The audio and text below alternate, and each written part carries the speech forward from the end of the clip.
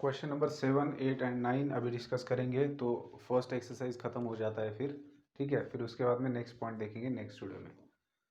तो question number 7 के अंदर क्या पूछा है आपको, find the combined equation of the pair of lines. ठीक है, पहली तो बात समझ में आ गई कि हमें कंबाइंड इक्वेशन निकालना है पेयर ऑफ लाइंस का थ्रू द ओरिजिन।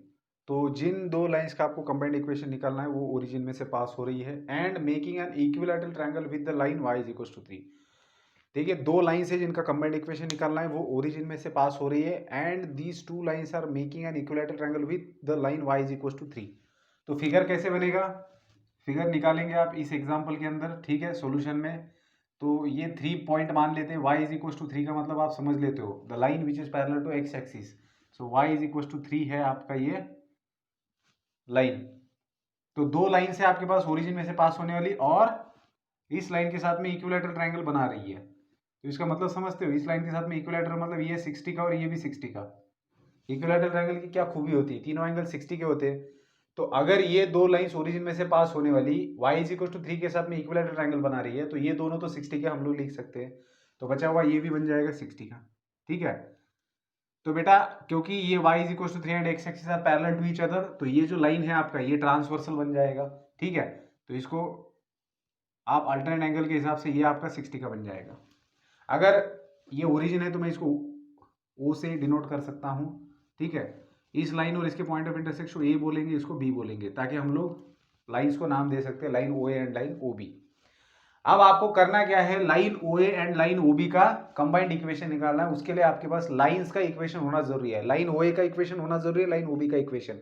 अब वो इक्वेशन कैसे निकालेंगे, तो बेटा लाइंस का अगर आपको इंक्लिनेशन पता है तो आप स्लोप निकाल सकते हो। अगर आपको स्लोप पता है और लाइन ओरिजिन से जा रही है तो आप उसका इक्वेशन लिख सकते हो, ठीक है। सो ये फिगर निकालने के बाद आप लोग यहां पर बोल सकते हो कि line OA makes an inclination of 60 degree. अब इंक्लिनेशन का मतलब आपको पता है कि लाइन ने positive direction of x axis के साथ में बनाया हुआ एंगल, ठीक है। Therefore slope of OA, slope of OA का स्लोप कितना है, tan theta, that is tan 60। तो tan 60 का वैल्यू क्या होता है, √3। Therefore equation of line OA, equation of line OA, क्योंकि लाइन OA ओरिजिन में से जाती है, इससे भी अच्छा आपको लिखना है, ठीक है ना। Equation of line OA will be y is equal to mx, तो m मतलब √3x, and that is √3x minus y is equal to 0 is the equation of line OA। देखो, चीज को समझ लो, आपको दो लाइंस का कंबाइंड इक्वेशन निकालना है, वो दो लाइंस ओरिजिन में से पास हो रही है, एंड वो दो lines y is equal to 3 के साथ में इक्विलैटरल ट्रायंगल बना रही है। तो अब हम लोग क्या कर रहे हैं, वो लाइंस OA एंड OB है जिनका हमें कंबाइंड इक्वेशन निकालना है। तो कंबाइंड इक्वेशन तो बाद में निकलेगा, पहले तो उन लाइंस का आपको इक्वेशन तो चाहिए होगा। तो लाइन OA का इक्वेशन निकालने के चक्कर में हमें क्या समझ में आ गया कि भैया लाइन OA का हमारे पास इंक्लिनेशन है, दैट इज 60 डिग्री। तो tan 60 बन गया लाइन का स्लोप, और लाइन ओरिजिन में से जा रही है तो उसका इक्वेशन क्या रहेगा, y is equal to mx। तो स्लोप आपके पास है तो आपको इक्वेशन मिल गया। सिमिलर वे से लाइन OB का इक्वेशन निकालना है, तो लाइन OB का x एक्सिस के साथ में इंक्लिनेशन कितना है, ये 60 और ये 60, तो बन गया 120 डिग्री का इंक्लिनेशन, ठीक है। तो 120 डिग्री का इंक्लिनेशन है, इसका मतलब आप यहां पर लिख सकते हो inclination of line OB is 120 degree, and therefore slope of line OB is tan 120। तो बेटा 120 को आप लिख सकते हो पाई माइनस 60, क्योंकि सेकंड क्वाड्रेंट है, सेकंड में tan नेगेटिव होता है तो माइनस tan 60 बनेगा, that is minus √3। So therefore equation of line OB will be, equation of line OB is y is equals to minus √3x, so that is √3x plus y is equal to 0। ये बन गया, इसको equation 2 बोल दो, ठीक है। Equation 1 and 2 नहीं भी बोला तो भी चल जाएगा, लेकिन बोलना है तो बोल भी सकते हो। तो बस अब दोनों लाइंस के इक्वेशंस मिल गए, तो कंबाइंड इक्वेशन, देयरफॉर आप बोल सकते हो, देयरफॉर कंबाइंड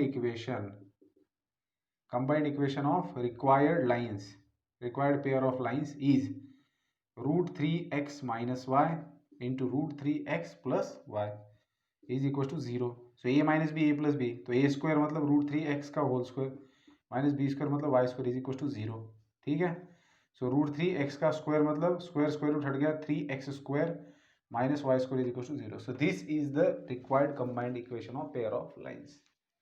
उम्मीद है कि एग्जाम्पल का सॉल्यूशन समझ में आया है। आगे बढ़ते बेटा क्वेश्चन नंबर 8 की तरफ पढ़ेंगे। क्वेश्चन नंबर 8 को क्या दिया है? क्वेश्चन नंबर 8 के अंदर क्वेश्चन नंबर 8 के अंदर क्या दिया है? If the slope of one of the lines given by this equation is 4 times the other, show that 16h square is equals to 25ab। इस क्वेश्चन को अच्छे से समझ लेना। इस क्वेश्चन के अंदर क्या है? If the slope of one of the lines given by, okay ठीक है, कोई दिक्कत नहीं। ये क्वेश्चन पूछा जाता है, ठीक है ना, ऐसा क्वेश्चन। ये कंडीशन जो होती है यहाँ पर शो करने के लिए बोला है। अगर सीटी के अंदर पूछेंगे तो 4 ऑप्शन देंगे, ठीक है। इसी टाइप के 4 ऑप्शन देंगे। क्या कहा है बेटा इसके अंदर, समझिए। If the slope of one of the lines given by this is 4 times the other, show that. अब यहां पर देखिए, आपको दिया गया इक्वेशन है ax square plus 2hxy plus by square is equal to 0, और कह रहे हैं कि ये जो इक्वेशन जिन दो लाइंस को रिप्रेजेंट कर रहा है, उन दो लाइंस के जो स्लोप्स है उनके बीच का रिलेशन दिया है। देखो ये जो इक्वेशन है, ये इक्वेशन दो लाइंस को रिप्रेजेंट करता है, इतना तो हम लोग मानेंगे, ठीक है। और उन दो लाइंस के जो स्लोप्स है उनको हम लोग m1 एंड m2 कहेंगे। So let m1 and m2 will be the slopes of the lines represented by this equation. Now what is the relation between the slopes of this equation? हमें पता है सम of the slope क्या होता है?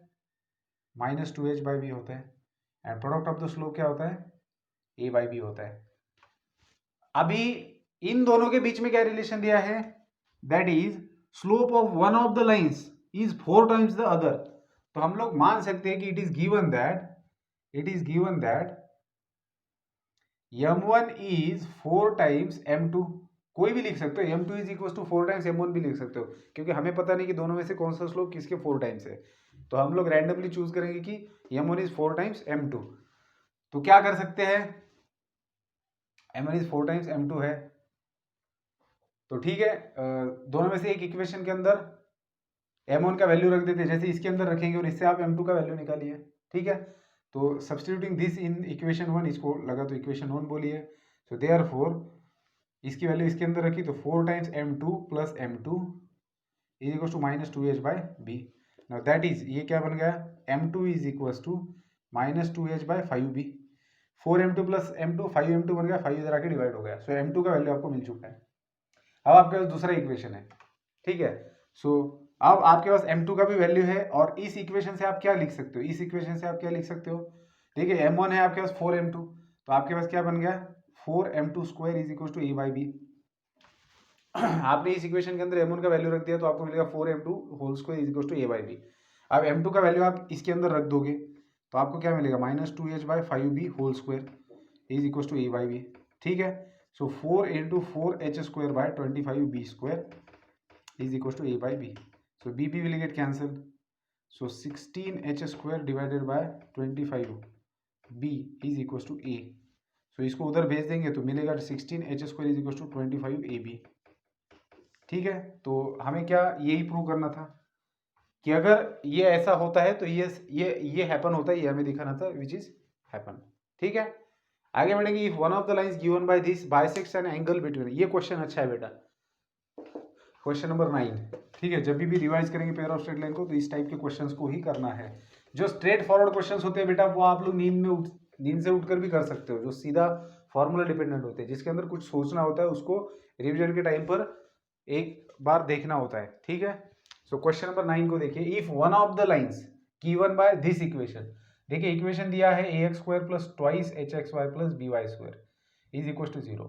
अब आपको पता है कि ये इक्वेशन दो लाइंस को रिप्रेजेंट कर रहा है, तो उसमें से एक लाइन क्या कर रही है? बाइसेक्ट कर रही है किसको? An angle between coordinate axis, coordinate axis के बीच के एंगल को बाइसेक्ट कर रही है। इन दोनों में से ये इक्वेशन जिन दो लाइंस को रिप्रेजेंट कर रहा है, उन दो में से एक लाइन कोऑर्डिनेट एक्सिस को बाइसेक्ट कर रही है। अब कोऑर्डिनेट एक्सिस के बीच में जो एंगल है उसको बाइसेक्ट किया जा रहा है, तो या तो लाइन फर्स्ट और सेकंड क्वाड्रेंट में से पास होकर बाइसेक्ट करेगी, या फिर सेकंड एंड फोर्थ क्वाड्रेंट में से पास होकर बाइसेक्ट करेगी।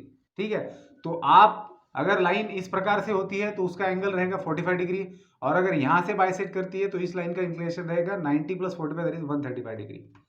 यहां तक तो क्लियर होना चाहिए। देखिए बहुत सारे बच्चे एक गलती कर देते हैं कि जब उनको कहा जाता है कि the line one of the line represented by this equation bisect the coordinate axis, angle made by the coordinate axis, उसको बाइसेक्ट करते हैं। तो बहुत सारे बच्चे सिर्फ यही एक कंडीशन ध्यान में लेते हैं, इस वाली कंडीशन को भूल ही जाते हैं। उनको लगता है कोऑर्डिनेट एक्सिस को, ये हमारा नेचुरल फ्लो ऑफ थिंकिंग होता है कि हम लोग अगर कोऑर्डिनेट एक्सिस को बाइसेक्ट करने की बात करें तो हम फर्स्ट और थर्ड क्वाड्रेंट में से पास होने वाली लाइन की ही बात करते हैं ज्यादातर। हम दूसरी कंडीशन को ध्यान में नहीं लेते कि भैया ऐसे भी तो बाइसेक्ट हो सकता है, ये भी तो एंगल है कोऑर्डिनेट एक्सिस के बीच का। ठीक है ना, तो फिर इस लाइन ने इंक्लिनेशन कितना बनाया है with the positive direction of x axis, तो ये 45 डिग्री का, क्योंकि पूरा 90 है, इसको बाइसेक्ट करेगा तो 49 बनेगा। फिर ये फर्स्ट क्वाड्रेंट के अंदर 90 डिग्री का एंगल, और यहां से यहां तक का 45, क्योंकि ये बाइसेक्टर है, तो ये 90 + 45 135 डिग्री का हो गया। तो आपको करना क्या है यहां पर, देन शो दैट, आपको ये चीज शो करनी है। ठीक है, तो कैसे शो की जा सकती है ये चीज, देखिए एक तरीका है हमारे पास कि हम लोग है ना इसका ऑक्सिलरी इक्वेशन लेंगे। ठीक है, अगर मैं इसका ऑक्सिलरी इक्वेशन लिखता हूं तो वो क्या होगा, bm² + 2HM + a = 0। अब इसके अंदर m क्या होता है, slope of one of the lines given by this equation. ये इक्वेशन जिन दो लाइंस को रिप्रेजेंट कर रहा है उनमें से किसी भी उनमें से दोनों लाइंस का स्लोप होता है m का वैल्यू। तो आपके पास दो में से एक लाइन तो है कोई भी, तो या तो वो ये हो सकती है ये वाली लाइन, या फिर ये वाली हो सकती है। तो दोनों केसेस के अंदर स्लोप क्या आ रहा है हम लोग देखते हैं। तो इस लाइन का स्लोप कितना आ रहा है बेटा, tan 45 दैट इज 1, और इस लाइन का स्लोप कितना है, tan 135। तो 135 को आप क्या लिख सकते हो, tan of π - 45 लिख सकते हो कि नहीं, tan of π - 45 जी। तो ये तो सेकंड क्वाड्रेंट है तो बनेगा -tan 45, तो इसका मतलब -1। तो जो पॉसिबल कंडीशन है उसके अंदर आपके लाइंस का स्लोप +और -1 आ रहा है। तो अगर हम लोग ये +और -1 का वैल्यू इसके अंदर रख देते तो हमें क्या मिलता है, चलिए सबसे पहले m = 1 डाल के देखते, तो हमें मिलेगा b + 2h + a = 0। ठीक है, दैट इज आप इसको लिख सकते हो a + b = -2h। तो जब आप स्लोप 1 लेंगे तब आपको ये कंडीशन मिल रहा है, व्हेन m = -1 लेंगे आप तो b - 2h, यहाँ पर 1 लिखेंगे -1, तो + a = 0, तो a + b = 2h। तो अगर दोनों कंडीशन को एक साथ देखेंगे तो आपको क्या मिलेगा, देयरफॉर a + b = +और -2h। अब उन्होंने क्या किया है, स्क्वायर के फॉर्म में लिखा है, तो कोई दिक्कत नहीं, हम भी दोनों तरफ का स्क्वायर कर देंगे, तो लेफ्ट में आपको a + b का होल स्क्वायर मिलेगा और राइट में 4h² मिलेगा। समझ में आई बात। तो ये था बेटा एक्सरसाइज 4.1। तो अभी यहाँ पर इस वीडियो को स्टॉप कर देंगे और आगे का पॉइंट देखेंगे। Good bye.